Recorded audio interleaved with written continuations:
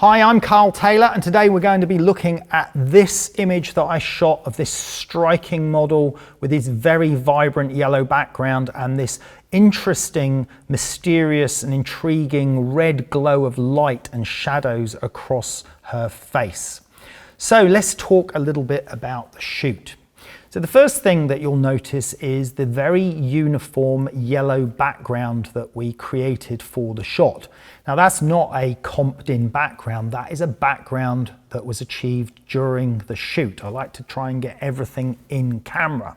How did we achieve that really smooth, uniform yellow lighting or yellow background? Well, if we take a look at some of these behind the scenes shots, you can see in this one how I'm using V-flats, or basically two polyboards creating an L shape, and I put bare bulb lighting. That's a studio lamp without a modifier on it, so that just the bare bulb is protruding, and I fire that bare bulb into each of those V-flat or L-shaped polyboard corners.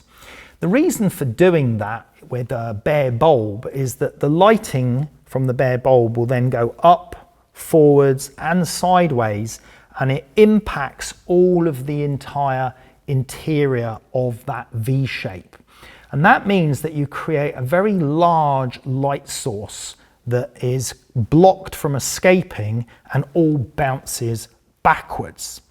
And it creates a really amazing way of creating uniform lighting on a background. And if we look at the next behind the scenes shot, you can see the yellow background there, and you can also see the two bare bulb lights that are pointing into that V-flat.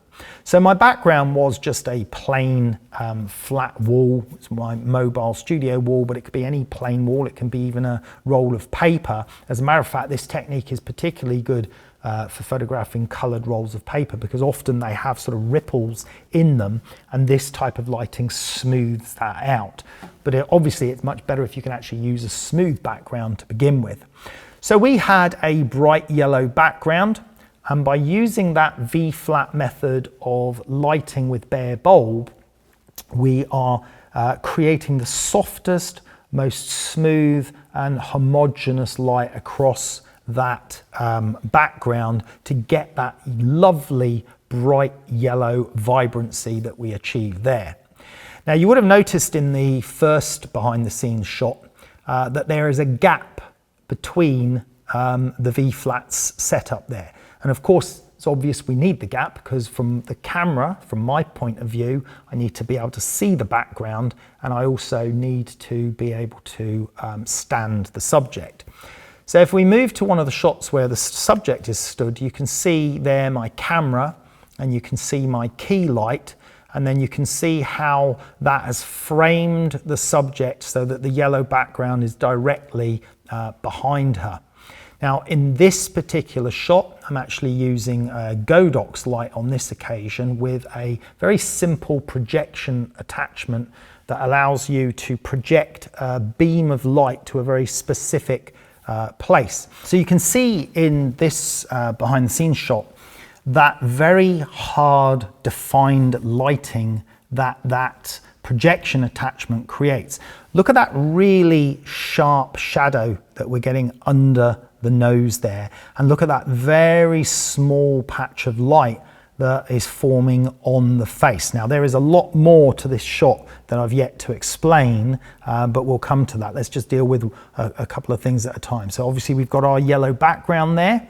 That's created as I was previously explained, and now you're understanding how that key light is working on the face and how we're getting that mysterious look and those really hard shadows under the nose.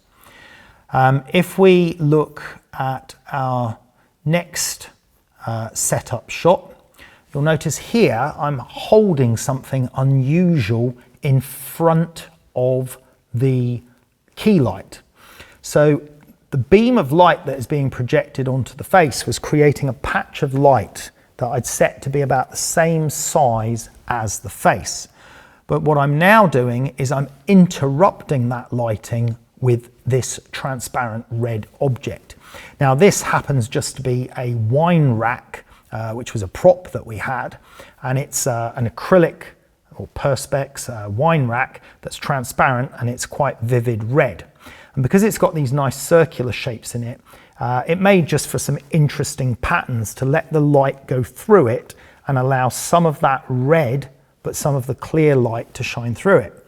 And the result of that was that when I positioned it and moved it around, I could arrive at the red glow just coming across the face, and I could adjust the position of that red glow by moving that wine rack around in my hand. And I tried a number of different outcomes. This one was obviously my preferred one.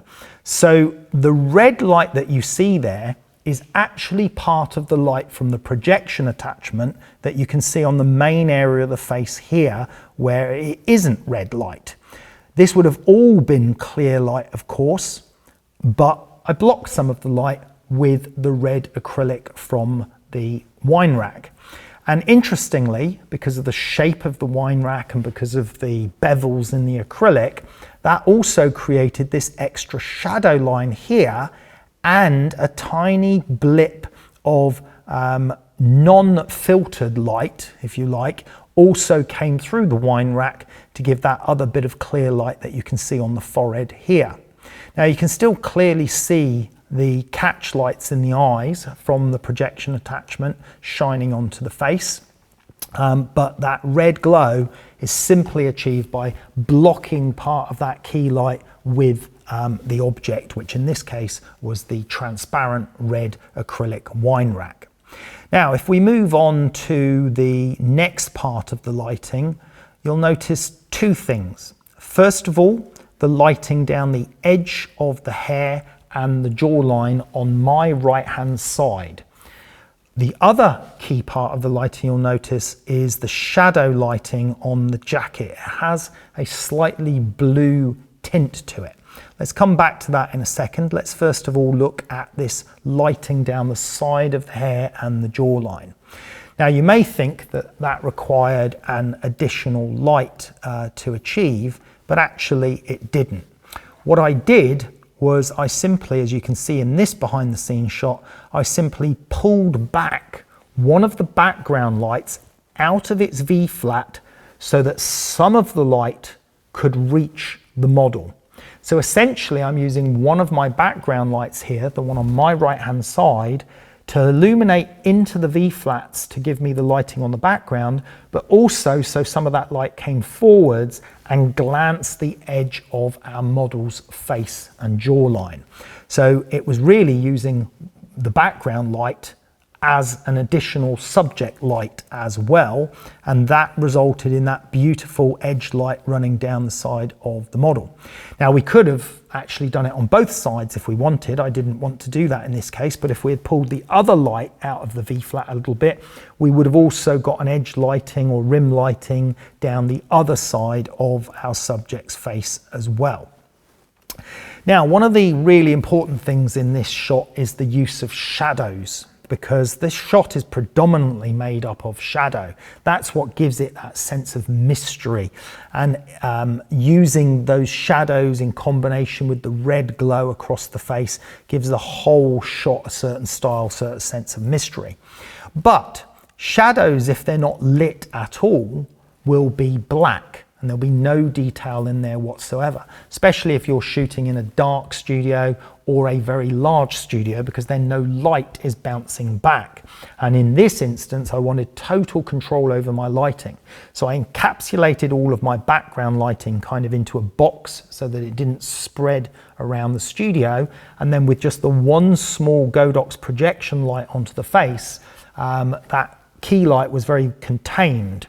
So therefore, all of my shadows would have been very dense and very black on my final shot. But as you can see in that final shot, they're not. There is detail in there. You can still see the skin, you can still see the eyes, and you can still see detail in the jacket. So how was that achieved? Well, if we take a look at this other BTS shot, we can see that here on the left is another light. And this light is pointing away from our subject. it's pointing up to the ceiling, and that is what I call a global illumination fill light. So the light isn't directed at the model, it's directed away. There is no direct light hitting the model whatsoever. All we're doing is sending light into our studio space and then using the ceiling and the walls and the floor of the studio space as a reflector to bounce some light into those shadows. And we call it global illumination because it's coming from all directions. It doesn't have a obvious direction. And when it comes from all directions, it doesn't cast any shadows. It just fills in the shadows overall. Now, the absolute trick for this particular shot, if we look at the image again, was the tone in that shadow. If we look very carefully, you'll notice that the white jacket has gone slightly to blue. You'll notice that the shadows on my left side have got a very slight blue tinge to them, and that is completely deliberate. And the way that was achieved was by attaching a blue gel around the bare bulb light. And if you look very closely in this behind the scenes shot, you can see that light pointing away to the studio area, and you can see that there is a blue cylindrical gel placed around the bare bulb. So when all that light emanates around my studio and comes back into the shadows, it's got that slight blue tinge to it. So essentially, well, effectively, this was a 4-light setup. 2 lights for the background, bouncing into V-flats to create that lovely homogeneous bright yellow. 1 key light on the subject with a projection attachment on that Godox light to create the patch of light on the face, which was then partially obscured with the red wine rack. And then the 4th light being a global illumination light with a blue gel bouncing around the studio to illuminate into the shadows. Remember though that I used one of the background lights pulled out slightly to create the impression that there was actually a 5th light lighting down the side edge of the model's face.